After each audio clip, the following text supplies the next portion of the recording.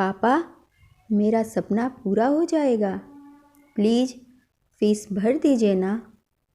देखो शुभांगी, तुम्हारा कॉलेज पूरा करा दिया है, मास्टर्स भी कर लिया तुमने, तुम्हारे एजुकेशन पर पूरा खर्च किया है। अब यह बाकी पैसा तुम्हारी शादी में लगाना है।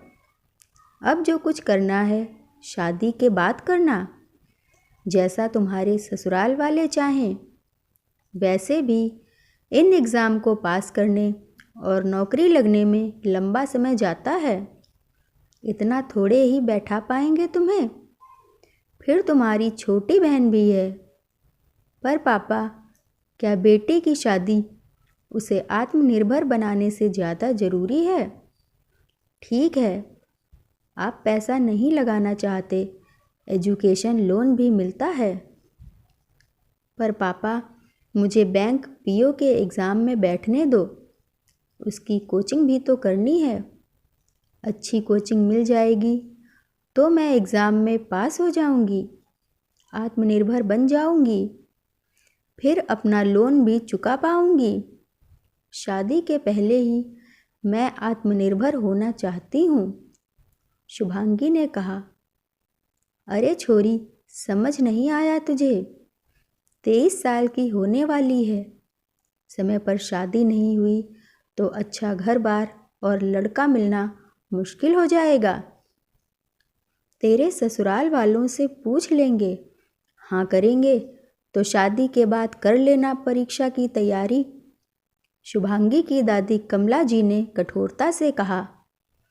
देखिए, अगर शुभांगी आगे पढ़ना चाहती है, परीक्षा की तैयारी करके आत्मनिर्भर बनना चाहती है, तो मैं उसके साथ हूँ। मेरे साथ क्या हुआ, भूल गए आप? आप लोगों ने भी हाँ करी थी कि शादी के बाद पढ़ाएंगे, पर क्या हुआ? पापा जी बीमार थे, पोते का मुंह देखना है, कहकर आगे पढ़ाने से मना कर दिया। फिर घर गृहस्थी, बच्चों, रिश्तेदारों में ऐसा उलझी कि उस समय आगे पढ़ ही नहीं पाई। फिर जब पढ़ने का सोचा तो समय ही नहीं मिल पाता था, थक जाती थी। बच्चों और परिवार की खातिर अपने सपने को तिलांजलि दे दी मैंने, शुभांगी की माँ सीमा जी ने कहा। विवाह के बाद परिस्थितियाँ काफ़ी बदल जाती हैं, कई जिम्मेदारियाँ आ जाती हैं। पढ़ाई और परीक्षाएं बहुत मेहनत, समय और समर्पण चाहती हैं। सोचिए, अगर हमारे घर की परिस्थितियाँ अच्छी नहीं होती या मुझे नौकरी करने की ज़रूरत होती तो क्या होता? सीमा जी ने पूछा। बिल्कुल सही कह रही हो सीमा, अगर तुम्हारे जैसी हिम्मत मैंने दिखाई होती तो आज हमें यह दिन नहीं देखना पड़ता, हमारी नंदिनी को इतना दुख नहीं झेलना पड़ता। सीमा जी की जेठानी लीला जी ने घर के अंदर आते हुए कहा। अरे क्या हुआ बहू, कैसी बातें कर रही है? क्या हुआ नंदिनी को? अरे इतना दान दहेज देकर विदा किया उसको, ससुराल भी अच्छा है, कहाँ कमाने की ज़रूरत है उसको, रानी बनकर राज कर रही होगी बातों, शुभांगी की दादी कमला जी ने कहा। हाँ अम्मा जी, यही सोचा था, लड़की की पढ़ाई पर क्यों ज़्यादा खर्च करना, जितनी जल्दी हाथ पीले कर दो उतना अच्छा। खाते पीते लोग हैं तो राज ही करेगी, सोचा था। पर आज अगर नंदिनी आत्मनिर्भर होती, उसे पढ़ाया होता, नौकरी के लिए परीक्षा पास करने का समय और मौका दिया होता, तो आज उसे अपने आत्मसम्मान के साथ समझौता नहीं करना होता। अरे बहू, क्यों बड़ी बड़ी बातें कर रही है, सीधे सीधे बता, क्या हुआ? अम्मा जी, नंदिनी का विवाह अच्छे बड़े खानदान में किया, खूब दान दहेज दिया, पर फिर भी उन्हें कम लगता है। वार त्योहार इतना कुछ हम भिजवाते हैं, पर फिर भी शिकायतें कम नहीं होती। बड़े घर के नाम पर बस रीति रिवाजों में बांध दिया उसको। हर बात पर ताने मिलते हैं उसे। मैंने बस यही समझाया, शुरू शुरू में समय लगता है, धैर्य रख। पर अब पानी सिर से ऊपर चला गया है अम्मा जी। राघव नंदिनी पर हाथ उठाता है। उसकी सास और ननद उसे मानसिक और शारीरिक रूप से परेशान करती हैं। अभी डिलीवरी का पूरा खर्चा भी हमने उठाया। बेटी हो गई तो उसे ताने मारे जाते हैं। खाने पीने को भी ठीक से नहीं दिया जाता। बात बात पर जलील किया जाता है। 2 बार वह वहाँ से आ गई थी, पर लोक लाज के डर से हमने उसे समझा बुझाकर वापस भेज दिया। कहते हुए लीला जी सुबकने लगीं, दीदी इतना कुछ हो गया और आपने बताया तक नहीं। सीमा जी ने अपनी जेठानी लीला जी के कंधे पर हाथ रखते हुए कहा, किस मुँह से बताती। कहते हुए लीला जी ने सिर झुका लिया। लीला जी की बात को समझने के लिए हम लगभग 3 साल पीछे चलते हैं।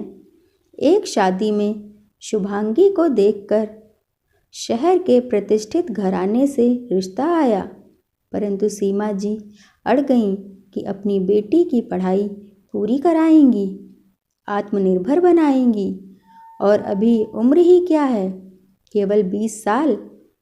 राघव के परिवार वाले ऐसी बहू चाहते थे जो घर गृहस्थी संभाले, सुंदर हो, अच्छे घर की हो, क्योंकि उनके घर में रुपए पैसों की कोई कमी नहीं है। तो पढ़ाई लिखाई और नौकरी की ज़रूरत क्या है। सीमा जी को उनका नज़रिया और विचार पसंद नहीं आए, तो पहली बार अपनी बेटी के लिए अपने पति और सास के खिलाफ आवाज़ उठाई, अपनी बेटी का साथ दिया। इधर सीमा जी की जेठानी लीला जी ने हाथों हाथ इस रिश्ते को अपनी बेटी के लिए ले लिया। नंदिनी भी बहुत ही खूबसूरत थी। 19 साल की नंदिनी, जो कॉलेज के 2nd ईयर में ही थी, उसकी शादी कर दी। बड़ा खानदान है, खूब पैसा है, बेटी राज करेगी, क्या ज़रूरत है पढ़ाने की, नौकरी करने की। ऐसी सोच लीला जी की थी। कमला जी भी खुश हो गईं।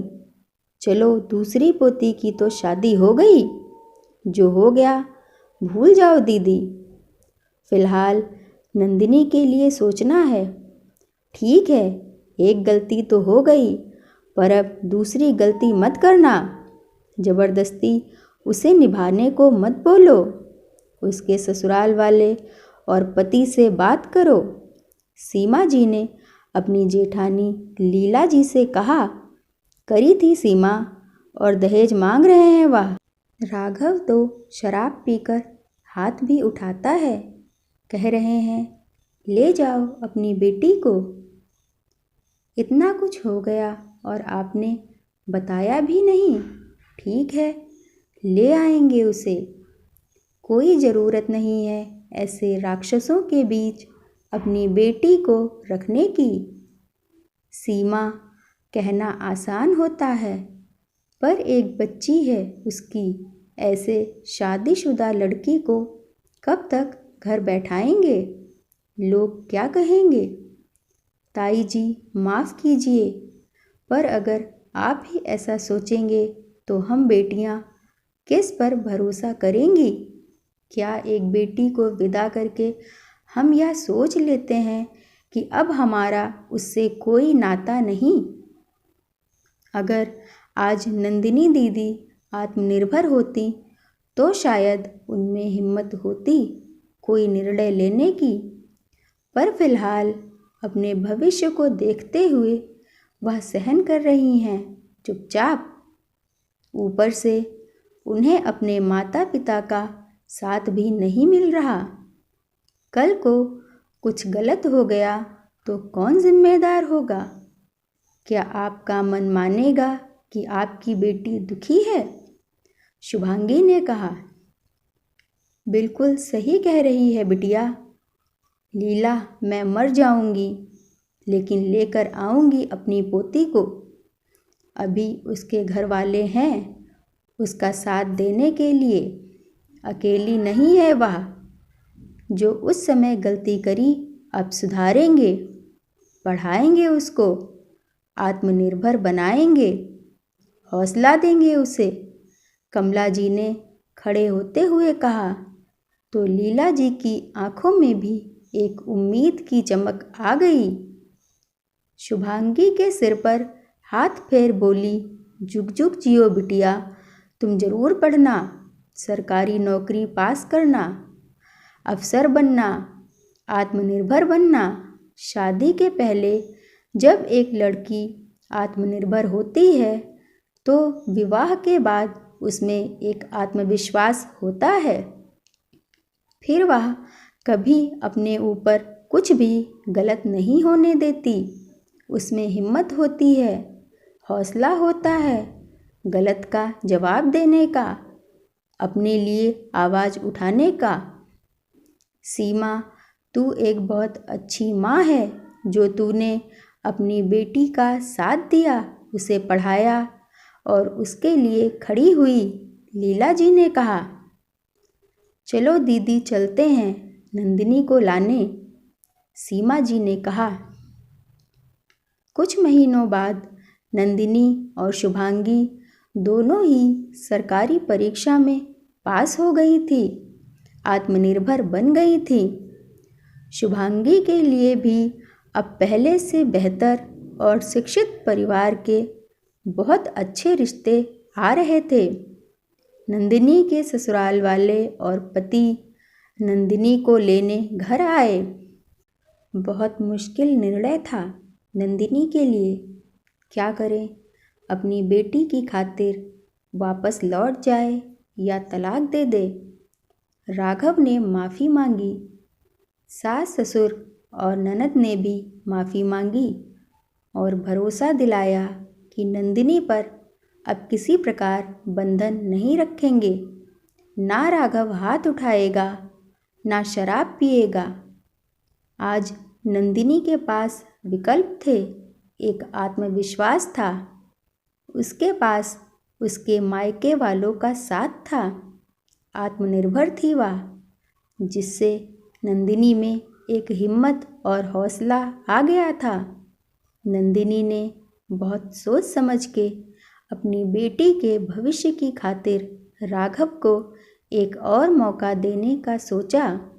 इस बार नंदिनी मजबूर नहीं थी, मजबूत थी, निडर थी, आत्मनिर्भर थी, आत्मविश्वास से परिपूर्ण थी। शिक्षा और आत्मनिर्भरता इंसान को आत्मविश्वास से परिपूर्ण एक बेहतर इंसान बना देती है। उसमें सही निर्णय लेने का हौसला भर देती है। आपको क्या लगता है, नंदिनी ने सही निर्णय लिया? क्या एक बेटी के लिए शादी से पहले आत्मनिर्भर होना ज़्यादा ज़रूरी नहीं है? मेरी ये कहानी यही समाप्त होती है। ऐसी और भी कहानियाँ पाने के लिए हमारे YouTube चैनल को सब्सक्राइब ज़रूर करें। Thank you.